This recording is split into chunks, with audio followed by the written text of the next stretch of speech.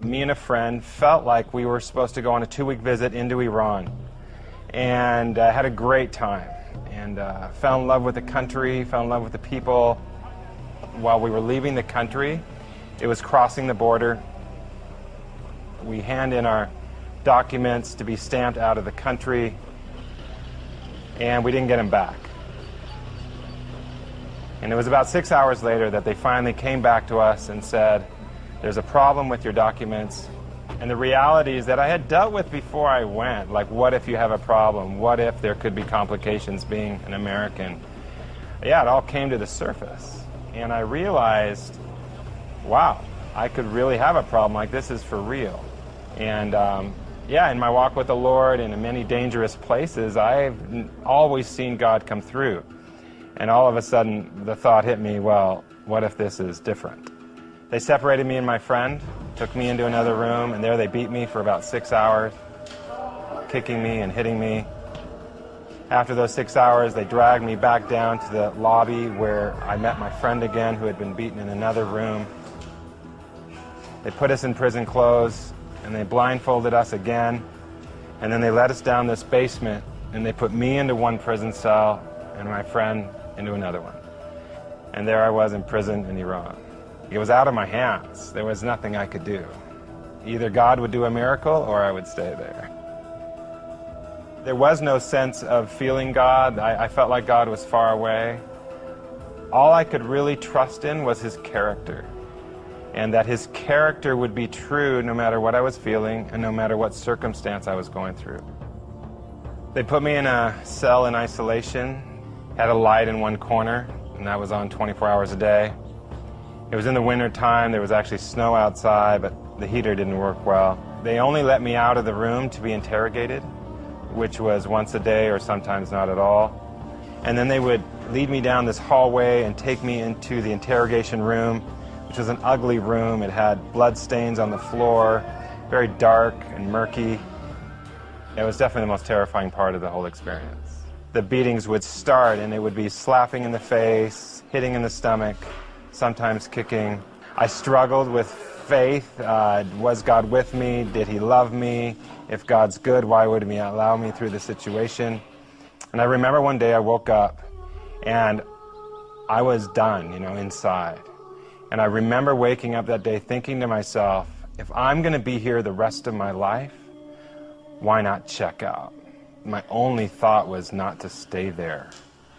And the only way not to stay there was to die. I stuck my head in the sink, I filled it up, and tied one end to a bracket, put it over my head, and then hopefully would tie the other end tight, thinking that, with my head in the water, in a few minutes I'd be gone. 4 times I tried to kill myself, but every time I tried, I was too scared to tie the other end. And I'll never forget the last time. Again I tried, again I was like, come on, do it, and again I just couldn't do it, I couldn't tie it tight. And I remember at that moment jerking my head out of the water. And if I was ever aware of my brokenness, I was aware of it at that moment. And I remember falling down on the ground, and I was broken. And if I was ever aware of my shame, I was aware of my shame at that moment. And I remember lying down on the ground. In that moment, all of a sudden the room fills with this glorious light. And I turn around to see what's going on, and there is Jesus. And He's standing in front of me with this big grin and smile on His face. And it was at that lowest point that He met me. And He looks at me and He stretches out His hands and He puts them underneath me like this. And in the vision, as I see Jesus, He looks at me and says this. He says, Dan, I love you, and I promise to carry you through this time. And from that day until this day, I've never had those thoughts again. And that's who Jesus is. He meets us at our lowest, and He can rescue us from the depths of us, and He wants to give us life in the midst of the pain of life. And He meets us, and He loves us, and He wants to rescue us no matter what we're going through. God began to challenge me with His love for our enemies. And He said this, He's like, Dan, ask me what I think about this man. And he asked me the question about the man who was my interrogator, the man who beat me, the man who seemed to hate me the most. And it was a few days into it that I finally asked God, okay, yeah, what do you think of this man?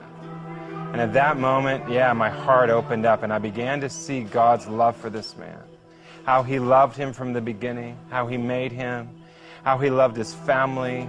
And I'll never forget the last day I saw him.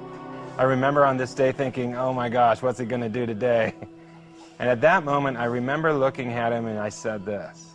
I said, sir, if I'm going to see you the rest of my life, every day, why don't we become friends? He's like, no, that's impossible. And I said, sir, you can start by telling me your name. And I stuck out my hand to him and I said, sir, let's be friends. And as I stuck out my hand to shake his hand, he just stood there and he froze. And after a few minutes, he started to shake. And then all of a sudden, I saw his hand creep towards mine, and he shook my hand. And as he's shaking my hand, I saw these tears start to roll down his face. And for about 10 minutes, he just shook my hand, and tears streaming down his face. And he finally looks at me, and he says this. He's like, Dan, and he calls me by my name. My name is Razak, and I would love to be your friend. And it caused me to see that there is no heart too hard for Jesus. That he can change the hardest heart. God taught me to love my enemy. I heard these guards talking about the foreigners, me and my friend. They're Christians, they follow Jesus. And then another one was said, oh, these foreigners, they knew they could have problems when they came here, but they have purpose. They've got a reason to live and a reason to die. And that's what I want. And I heard 3 of these men say, yeah, today we are going to follow Jesus. We are going to follow the way. And if that was part of the reason why God allowed me down there, yeah, so be it. And just like, yeah, those guards in prison, I long for people to know today how good Jesus is, that he can rescue us in the midst of pain, in the midst of our shame, our brokenness. He wants to meet us, and that he is good no matter what we're going through, and that he loves us. I found out indirectly that I was under 2 death sentences, one for being a missionary, one for being a spy. And again, in that prison, I heard executions, yeah, quite regularly. And it was my moment in a courtroom. I stood on the stand, hundreds of people in the room, video cameras, judges. And then came the question, tell us today, sir, why? Why did you come to Iran? Something rose up within me, that, yeah, the power of God. And I remember looking at the judge and saying this, I came to Iran to tell you about Jesus Christ. And when I said that, I'm like, oh, what did I say? And all of a sudden, I said it again. And then I said it again. And then something started to grow in my heart. And for about 20 minutes, I just preached the gospel. And I told everyone in that courtroom, and I told everyone who could hear me, all about who Jesus is, all about how much he loved them. All of a sudden, I realized something. I am free. I am free. So what if they kill me? My life is bought by the blood of Jesus. My home is in heaven, and no one can take that away. And I realized that in the midst of death itself, God gave me the grace to stand up and speak the truth. And in doing so, it brought freedom in my heart, knowing that this life isn't it. There is more. And I'm going home one day, and no one can take that away.